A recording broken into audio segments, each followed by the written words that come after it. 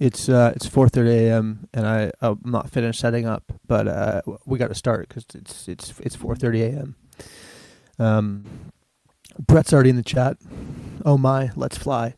I'm over here in another tab. I'm in my what do you call it? Watch later. I'm in my watch later tab, and I gotta find this thing from Vervaeke, and I gotta find this thing from McGilchrist. I don't think either thing is here. Did I not save either of them? Okay, here's the thing from McGilchrist. So we're going to open that. No, not a new window. I don't need another window. I need another tab. Open link in new tab. Okay, that's been found. Paused. 8 minutes and 59 seconds. We're going to watch it all? We might. We might. Okay, back to watch later. That's not there. So now we're going to go to Vervaeke. Also, we still have some opening business to take care of because there's been a lot of chatter yesterday. Is this number one or number two? 2 weeks ago, 4 days ago, 4 days ago, number two. Pause that. Catch the 52:30 timestamp. There's been a lot of chatter.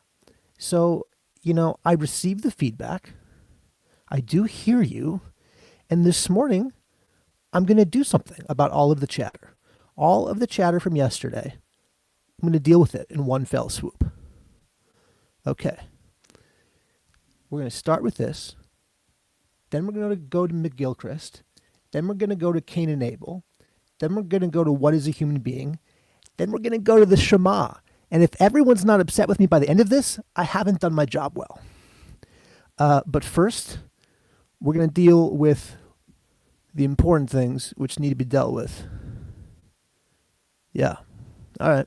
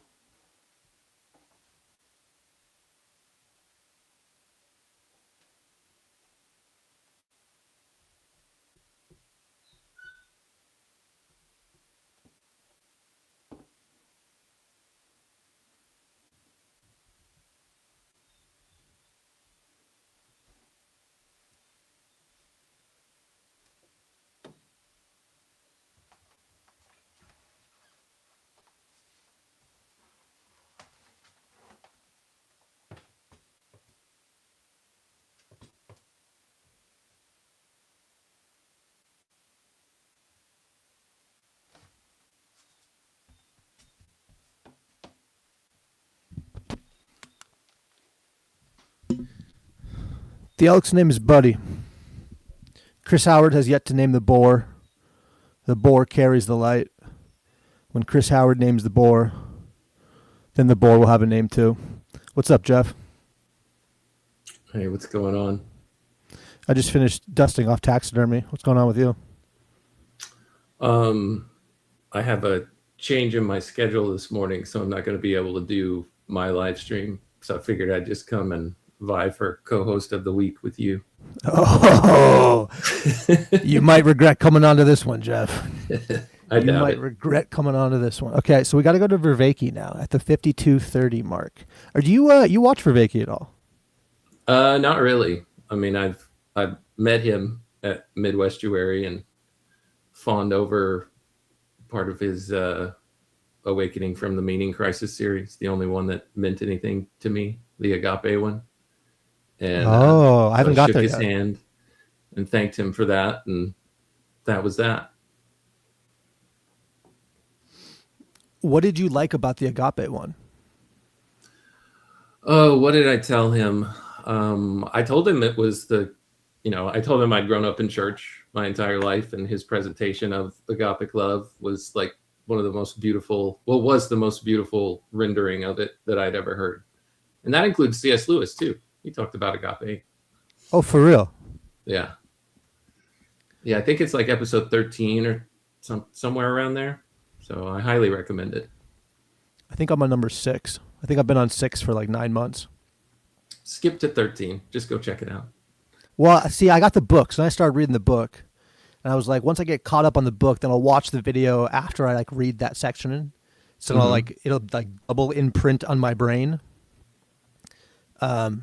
But then I started doing stuff online, and I haven't been reading as much as I should be.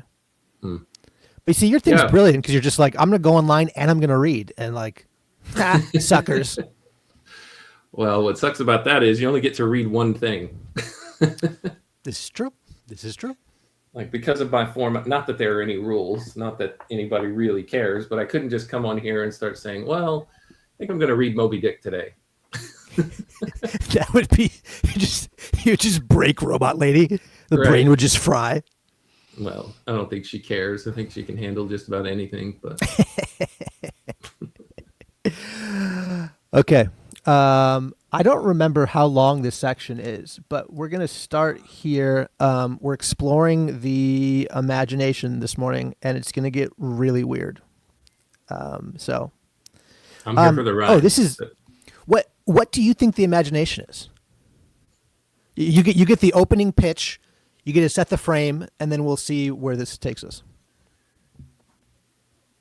I guess the way that I think about the imagination is another doorway to accessing reality, to be ethereal about it.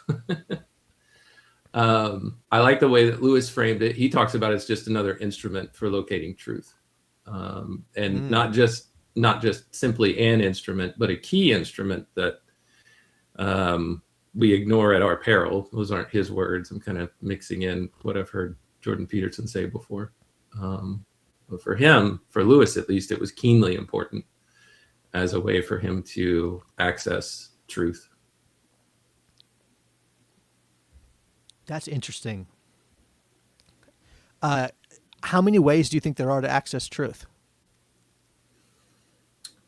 Oh, that's a good question. Because if imagination is one instrument, is there like an endless set of instruments, or are there like, no, you've got like this many instruments that you can play with?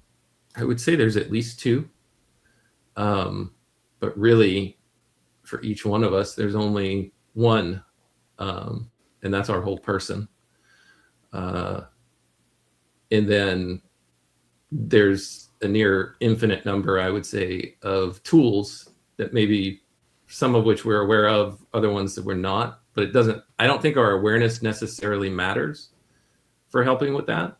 But I think the imagination is one that's been identified. Obviously, our reason, but when we're not engaged with either of those two things actively, it's not like our instruments for accessing truth. They're just like completely shut down at that point. right?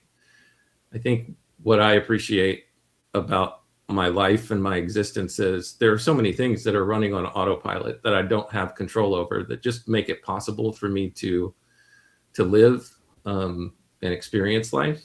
That I don't really have to do anything. It's that whole thing about just sitting here and being, because so much of it is just like already automated for me.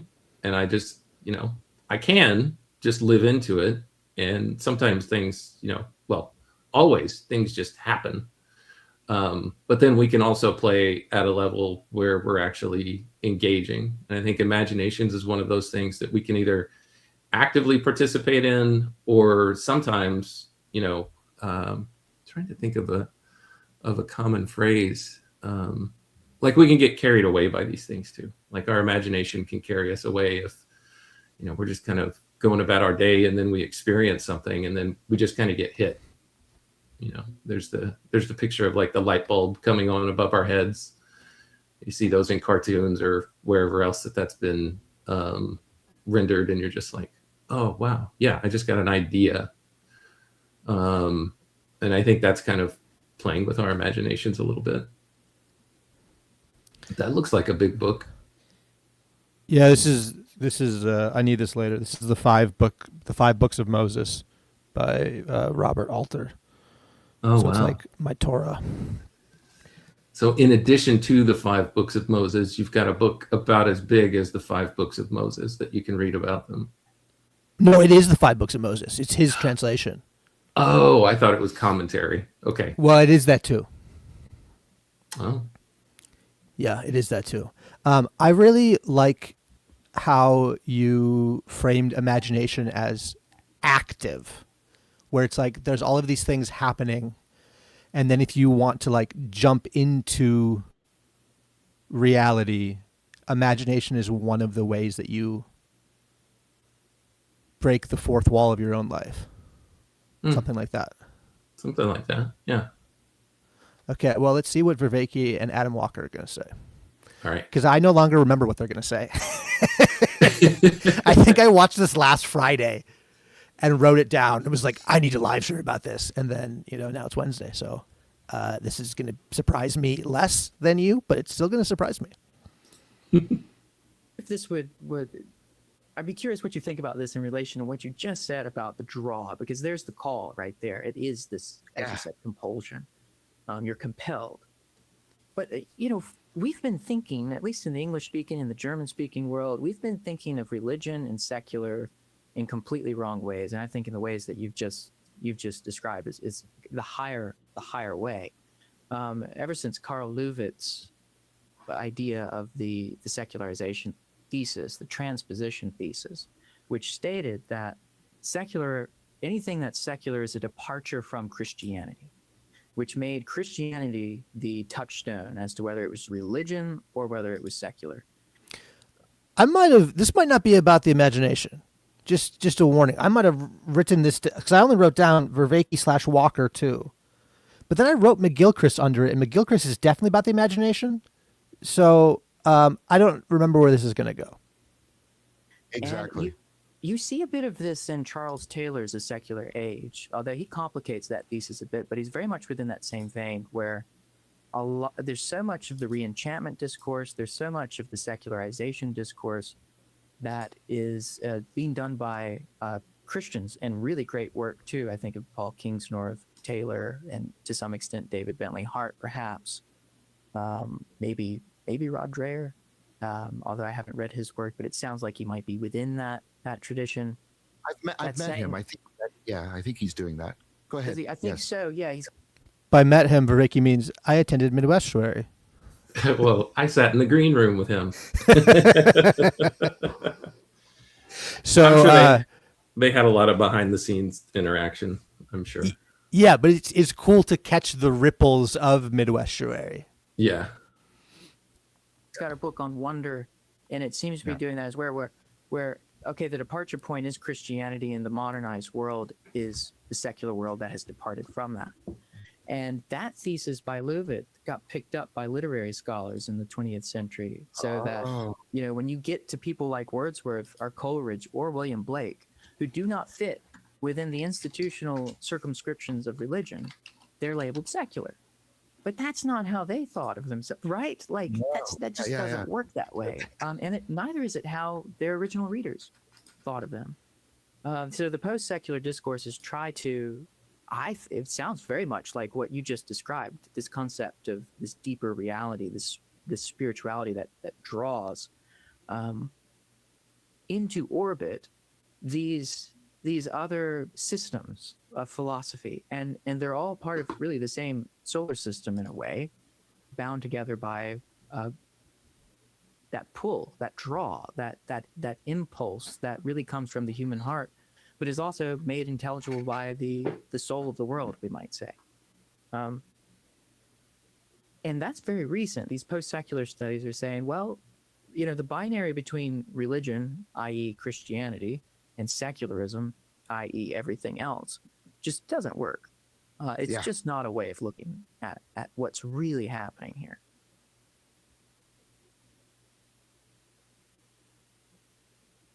Jeff, what do you think about all this secular Christian stuff? Because some of this has to be coming out in Lewis, I would imagine, and what you're up to. Have you come across anything that relates to this in Lewis thus far?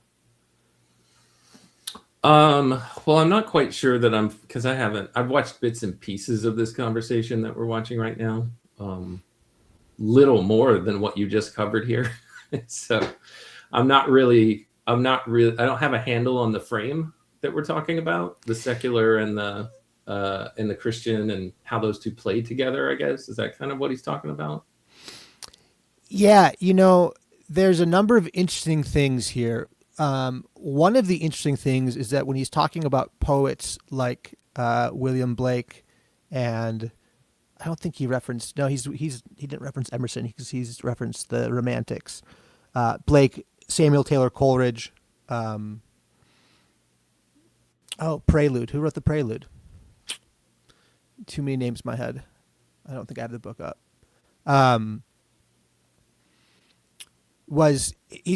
Maybe that's coming up. He's going to talk about how they didn't see themselves as anything other than Christian, even though they weren't writing explicitly religious poems.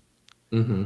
And so today, someone like Coleridge might get taught as like part of the canon of poetry, which even really is more like 20 years ago or 15 years ago. Someone like Coleridge would have been taught as part of the canon of poetry, but would not be taught as religious or Christian, even though Coleridge would have seen himself as operating inside of a canon that is like, it's kind of largely Christian. There's a lot of Christian stuff going on in the canon. And I was just curious if there was anything in Lewis's writings that had come up against that tension of trying to enter the literary world, but also because he doesn't start out Christian, right? He converts. Yeah. Are you at the conversion yet? I am. We've just gone through it. I mean, in terms of what we're talking about here, Lewis's own experience was, oh my gosh, this whole world that I've been immersed in, for my entire life, my scholarly life, because he spent like at least a decade, maybe 15 years in an atheist phase. And all of that actually was his time as a student at Oxford, and then his first 3 or 4, maybe even 5 years once he was on faculty there. And what he's been explaining like early on in his conversion is, I'm going back and I'm looking at all the things that I, interacted with in literature, and I'm seeing them now in a completely different light because my worldview has changed. And so I think Lewis would probably say there's probably a similar experience with someone like Coleridge, or Coleridge, I'm not sure how you pronounce his name, who, saw themselves, their way of viewing the world was through a Christian lens. So everything that they did was inside of that sphere of operation. That's one of the things that Lewis, very explicitly said, oh my gosh, I'm seeing Hamlet in a completely different way. that I saw it before is something that he alluded to in one of his letters that we read through. So yeah, it's interesting because whenever I do my next episode, we're starting the first book that C.S. Lewis wrote after his Christian conversion. It's called The Pilgrim's Regress, where he's essentially telling an allegory of what his life was like from the time he was a little child on essentially his spiritual journey. And he walks through a bunch of the different, he calls it like the zeitgeist of his time, and a bunch of the different philosophies that are running around, and the different ones that he tried on and tried to make sense of reality out of and didn't work. And he personifies them by, putting them in his story as characters. And some of it's really obscure and hard to follow. I've been listening to a bunch of different commentaries on the book, trying to just prepare for how to walk through it. Because I've learned that I can't trust Robot Lady to explain this stuff to me. She just does not understand. That was one of my high hopes for AI, is that it could be like, oh yeah, here's what that is. But it's not there at this point. What's up, Busito? Good morning, boys. Oh, is that who that is? I couldn't recognize you with your hat on. Hey, David. There, that's Hello.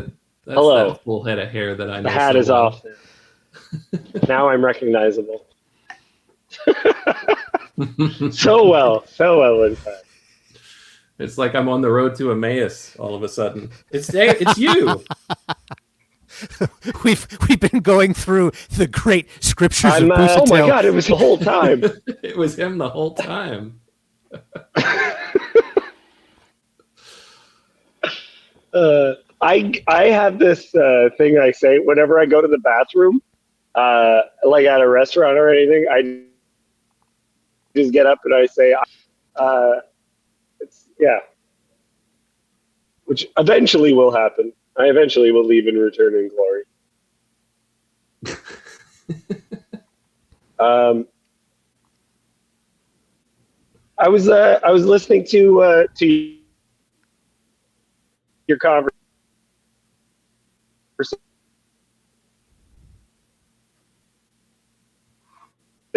I usually am not up this early. I'm wondering how even secular works, quote unquote secular works, are deeply religious in a Christian way, right? I think of Howl by Allen Ginsberg, if you know that poem. Like it's rambly beat stuff that's like can only come from a non-religious sort of person, and yet its antithesis, or like its villain, is Moloch. Like repeatedly, it refers to Moloch, where it's like this is the whole concept of the secular, right? That it church divides two types of law, which is like law within the churches and law for those occurring outside the church. But a villager who is a Christian and attends church, how is that secular, right? Like, it just means that the clergy didn't commit the crime. That's the original use of that term. And so someone like Allen Ginsberg, a very secular Jew, who in the end, probably had more religious affinity towards Eastern philosophy, he's still, his greatest work, his magnum opus, refers to a lot of biblical imagery. And even when he tries to process like Islam and stuff like that, he processes it as someone living in a Christian society.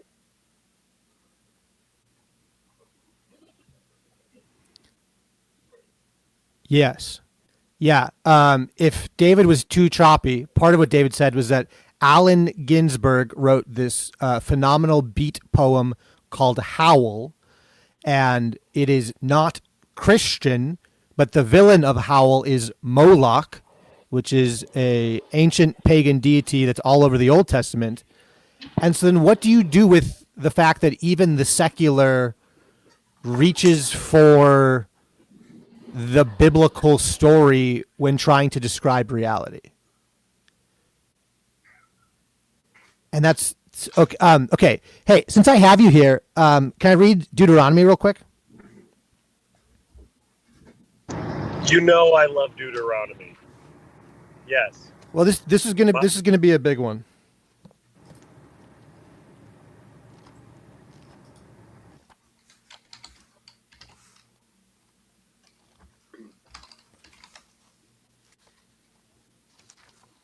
This is Deuteronomy 6.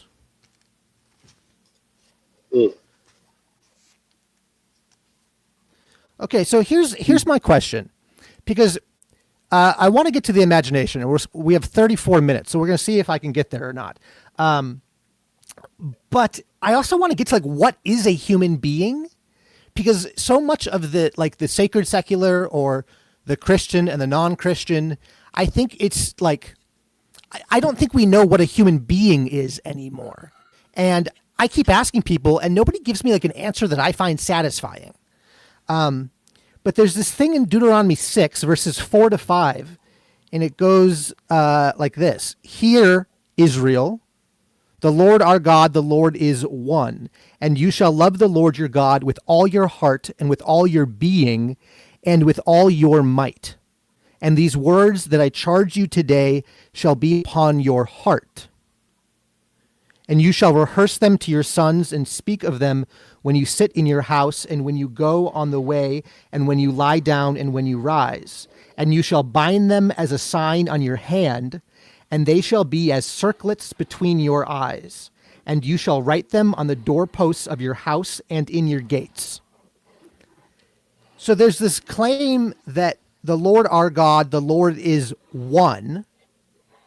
And then there's a second claim that we should love the Lord our God with all our heart, all our being, and with all our might, as if there is one God that requires three things from us. And I'm just wondering if human beings aren't I'm wondering if human beings have a tripartite nature.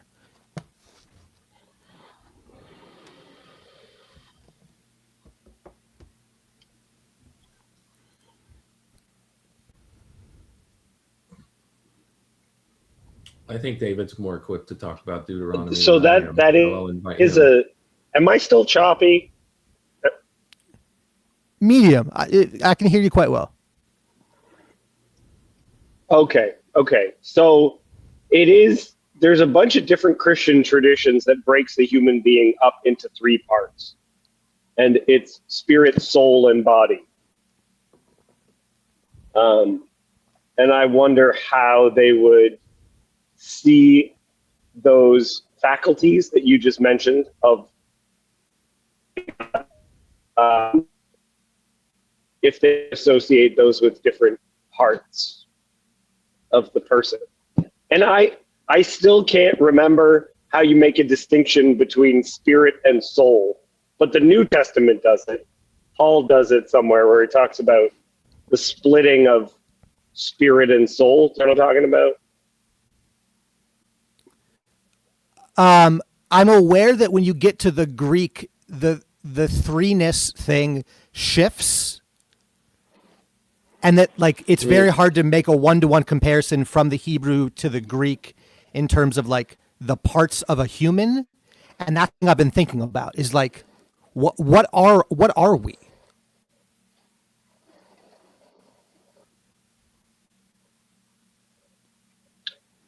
Yeah, it's interesting because doesn't Jesus add one? When Jesus translates this, he says, all your heart, all your mind, all your heart, all your soul, and all your strength. Is that right? Am I getting this right? Yeah. Olson says yes. But then if you go Orthodox, they're going to talk forever about the nous, which we would call mind. Right. Can I just say real quick, interrupt the thought real quick? I'm just so excited. This is like I'm like a little kid in a candy store, like meeting all my heroes, getting to be on here. Like,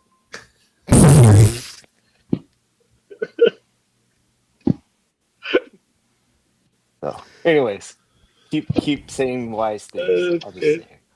Okay, well, so I'll spring my trap then. Okay, here's my trap. Here's what I want to suggest. And I think that a human being is a oneness that contains a threeness.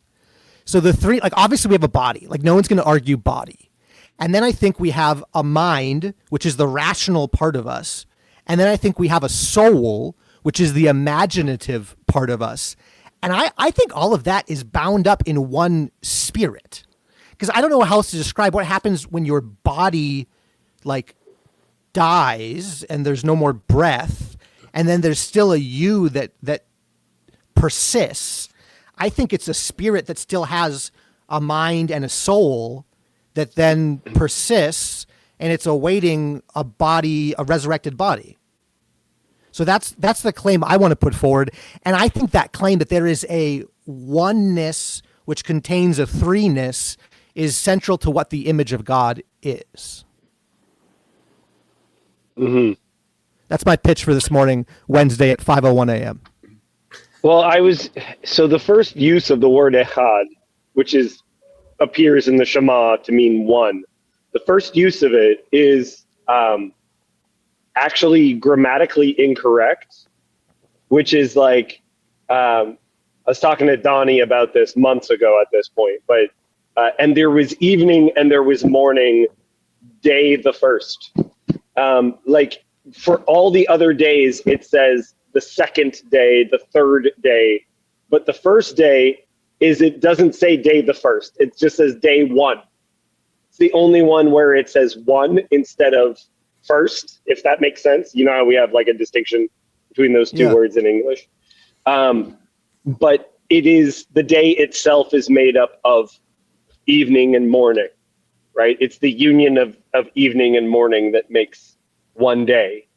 And then the second use of the word one refers to Adam and Eve, or Ish and Isha, like man and woman in the first masculine and feminine, that they become one flesh, right? That the use of echad, literally meaning one, but can refer to a union of things, a union of in the first day being a union of night, like opposites, right? Evening and morning, and then the male and female as also being echad. When Jesus says the Father and I are one, is he using similar language but in the Greek? Like, would that be the Greek equivalent? I'd have to see, but I do know that it seems in Corinthians, 1 Corinthians, that the Shema is essentially translated into Greek, but with Jesus being the Lord.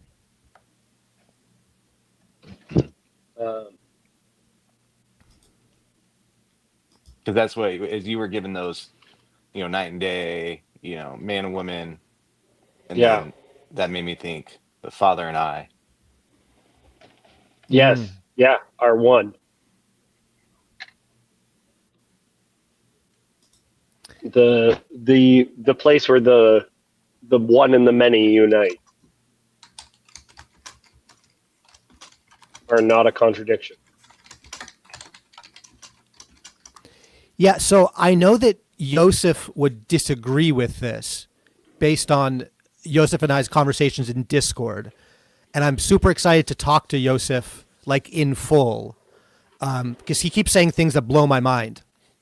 But the passage where the witch of Endor summons Samuel and like Samuel's Elohim rises up. Yep. Like I've been thinking about that a lot because it seems to be it's still like a union of parts that appears. Right. Because it would seem to me that there's some kind of rationality still in operation, that Samuel has access to rationality, which is why I would say there's a rational part of us that persists after death.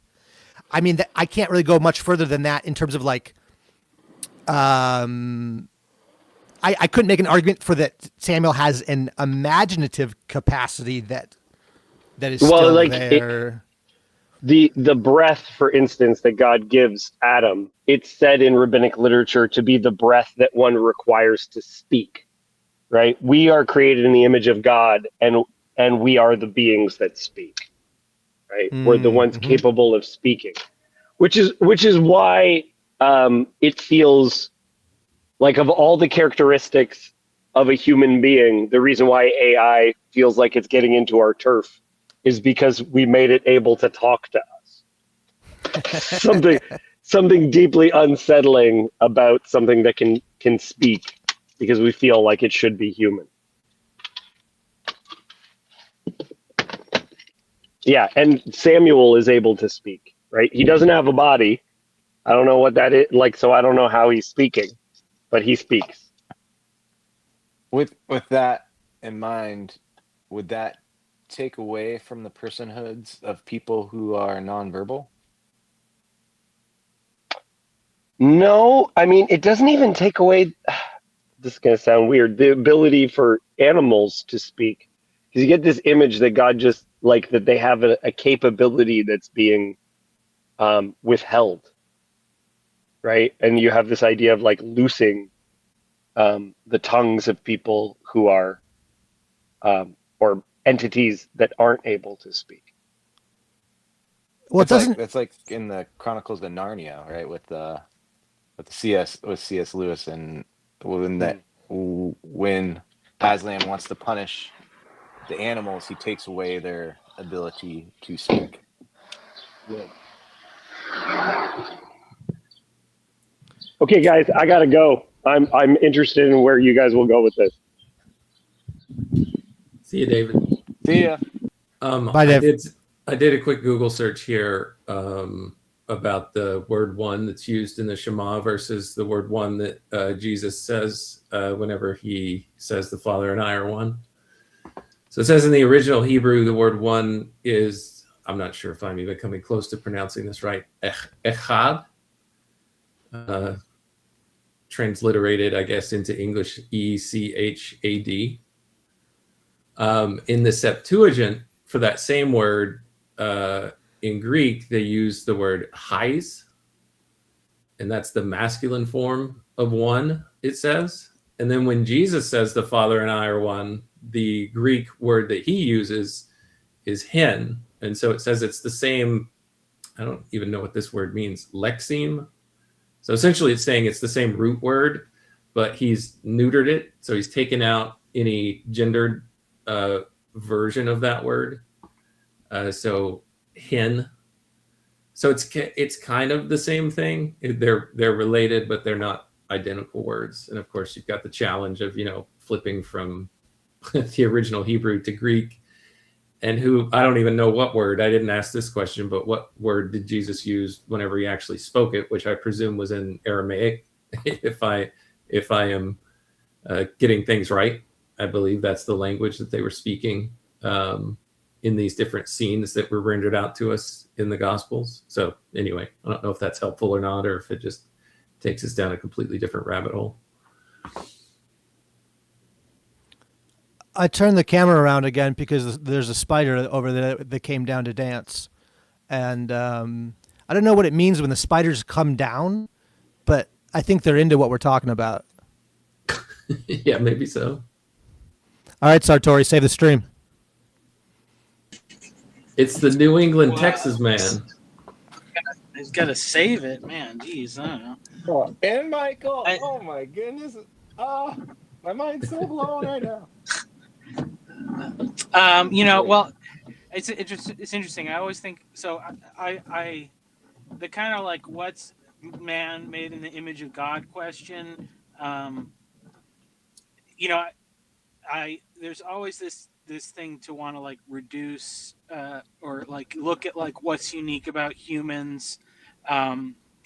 and like bringing up language as the thing is like a really interesting thing. So, the guy, Elon Barinholtz, he's Aaron from the morning show had him on, but he's been doing this stuff about studying the LLMs, and like basically he's saying like language is like you don't need, like what the LLM is showing you is that language can just do what language does on its own.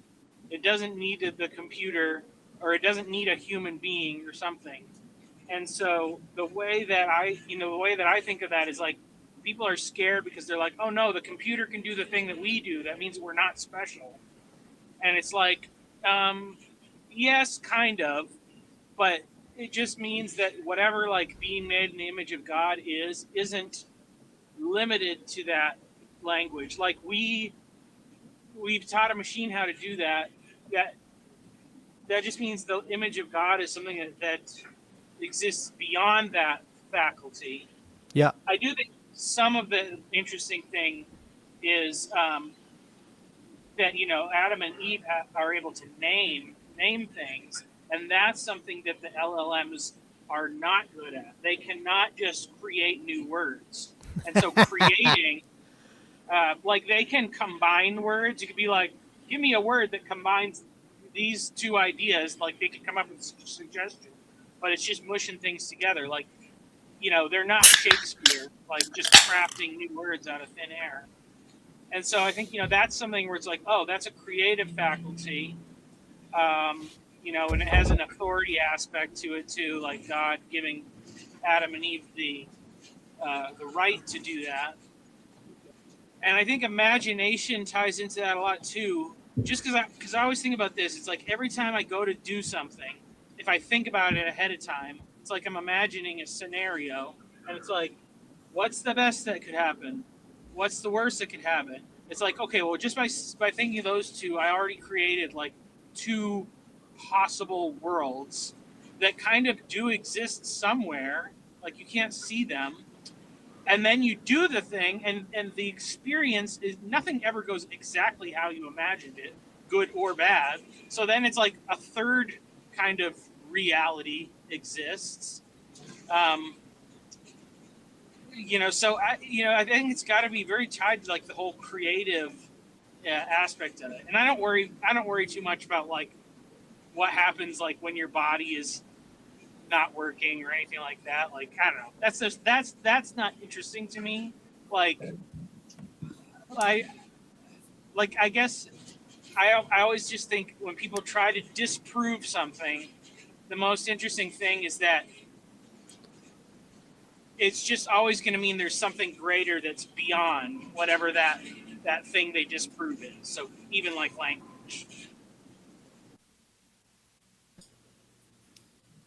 Chad Albin, writer of the phenomenal flash fiction The Storyteller. We've been telling quite a story this morning, spinning quite a yarn. What kind of thread have you brought with you this morning? Excuse me. I just got done doing a little bit of morning writing and put it on Substack. So I just got here. I'm like, oh, they're on. Cool. So yeah, you guys are. Well, thanks, by the way. The kind words. I don't think it's great. I like I think the experience of making it and sharing it that's what's great about it for me. I don't care if it's good or not. I don't really know. I mean, because like you start doing that whole like, is it good? I mean, maybe I'm derailing. I should stop derailing. Continue. No, you're not derailing. You're not derailing. What, like, okay, so you wrote something and you put it on Substack, and we're talking about like what is a human being, and we're talking about imagination and rationality and having a body, and like you used your body and you used your imagination and you also used your rationality in order to write something this morning. And so like, why is that different than what there's machines right now writing stuff. Like, what did you do this morning that's different than what a machine does? We're on the quest for the holy techne, and like, did anything holy happen? Well, I think that's kind of the, let's say maybe that's, 'cause I've been thinking about uh, what it means to be a individual or person, I guess, and that's the proper frame of the individual is that the individual um, shares their experience for uh, um, to kind of like maybe it's something like that. What I did this morning that maybe like some machine didn't do is I experienced that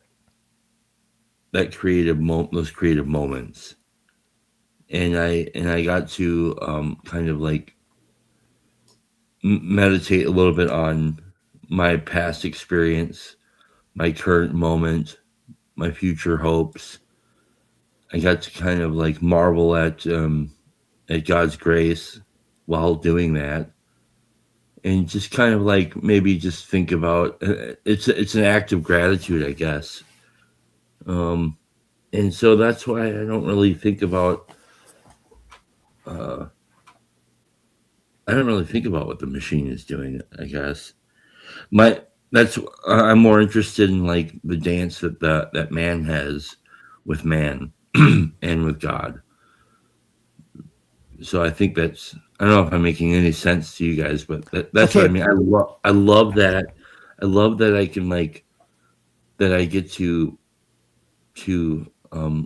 live in thankful contemplation of His creation and to share my experience with that. I love that act, that spark. It's like a spark of divinity or something. I think you hit on something really big there with the idea of like the difference between you and the machine is that you got to participate. Like you are taking part in it, where like LLMs are computers. Basically they're computations, they're large mathematical models that go through, and they do not have an active participation.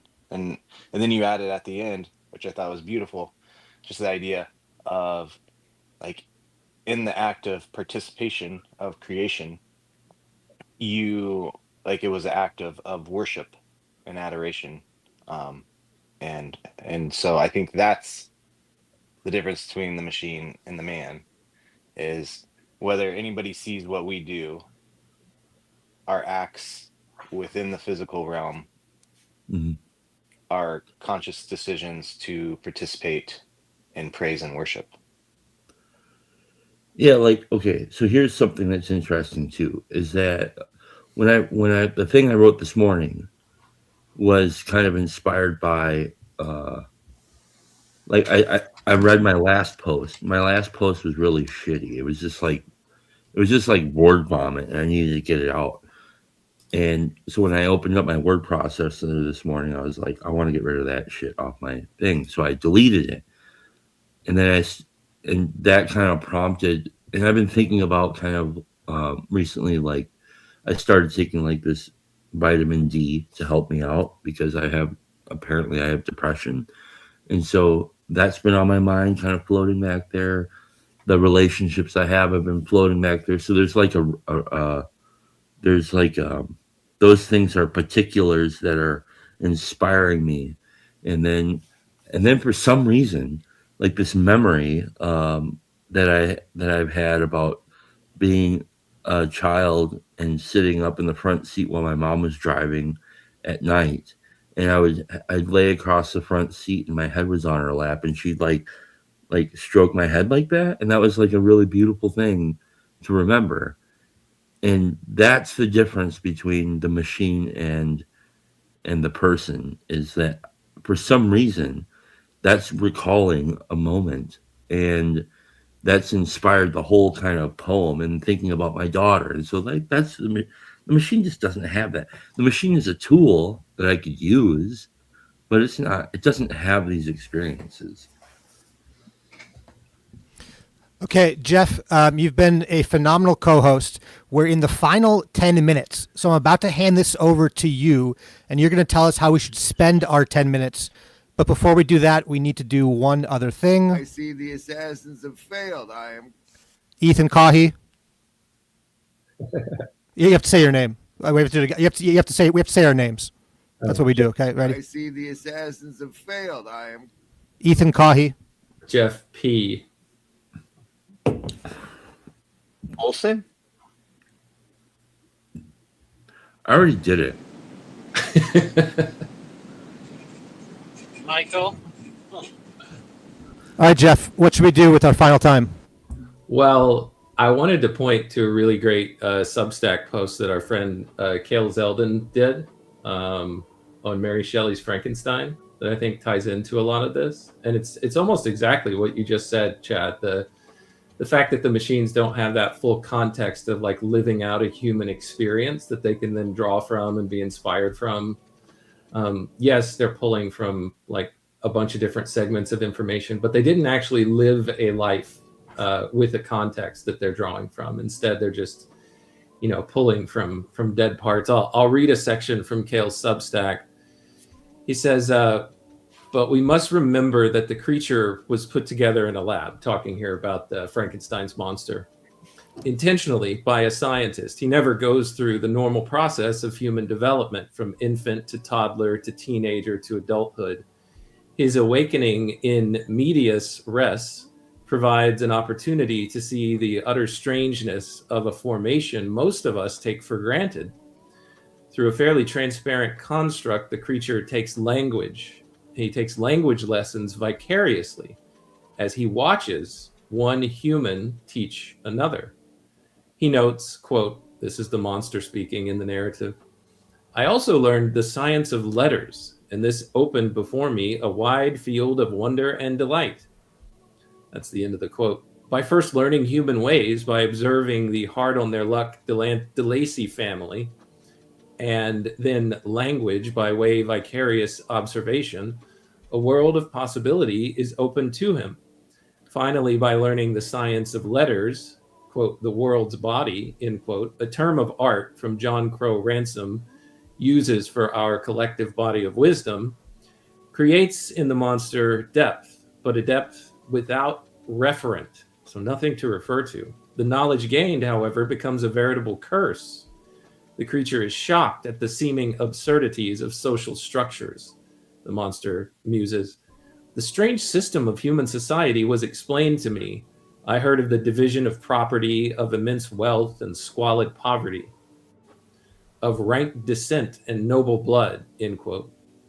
So in learning about the baked-in inequalities of human social construction, the monster is gobsmacked.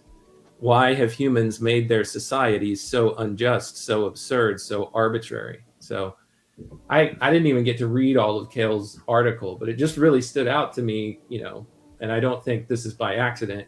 Cale is pointing out, at least in my mind, the similarities between the LLM and Frankenstein's monster from Mary Shelley's, classic, of just saying, yes, this thing was just birthed out of nowhere. It was just kind of dropped into this entire sphere and learned language like vicariously, not by experiencing it, not by actually engaging in language of one sort of thing engaging with another, one human to another, but instead just being given, just dropped out of context.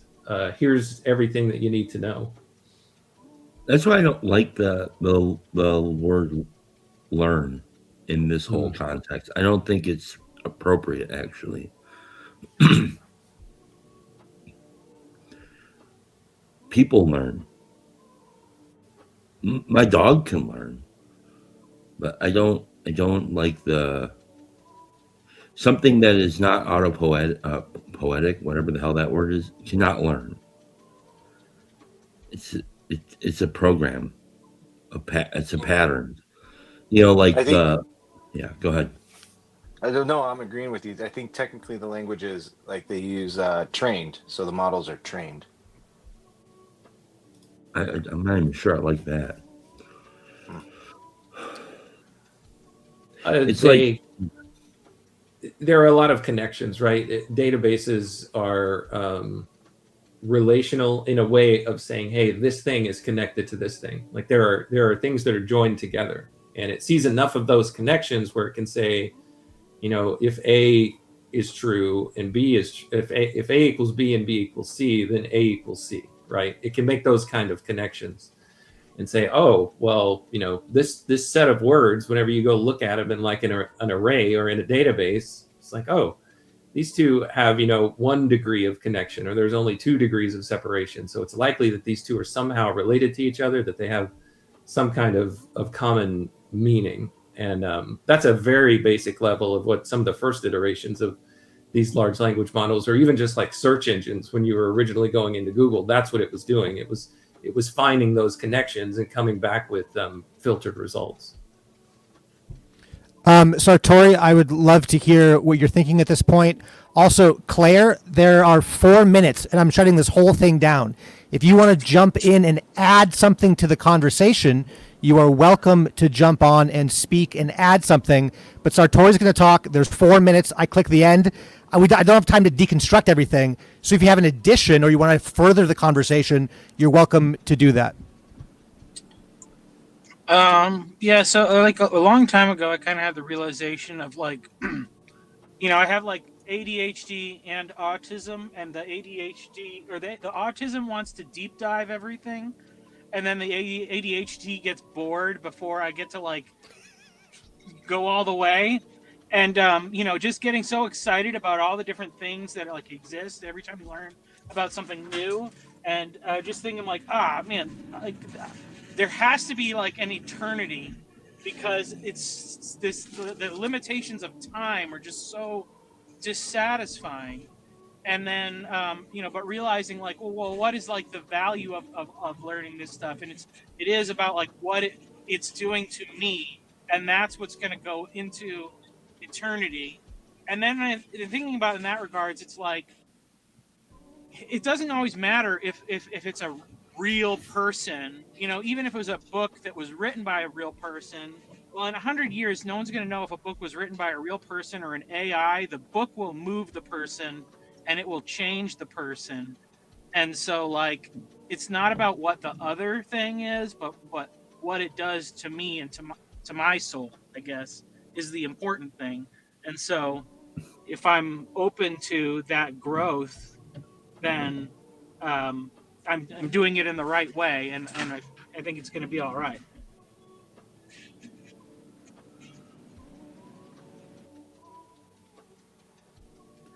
Is there music playing? Yeah, man. It's been on loop for like 8 minutes. That's hilarious. My hearing is really bad, and it has like this.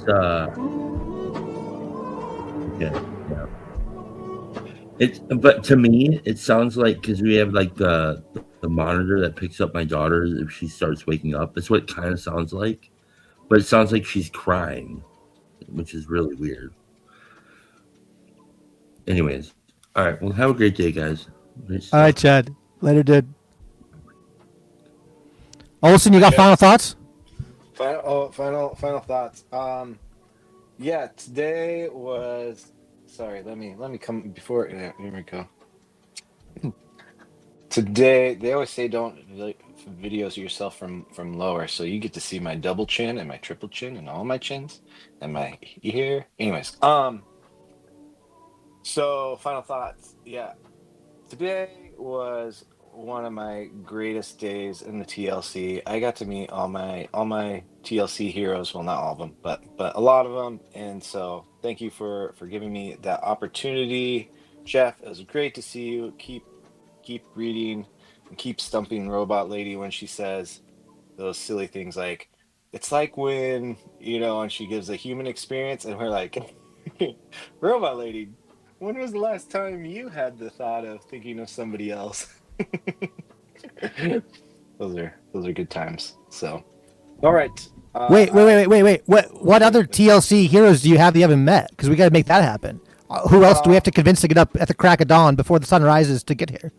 I mean, there's always like PBK, I don't know if I've really talked to Luke, although Luke's more my like, he's my alter ego kind of thing sometimes. Like, if I let my id or whatever, go, that'd be Luke. Let's see.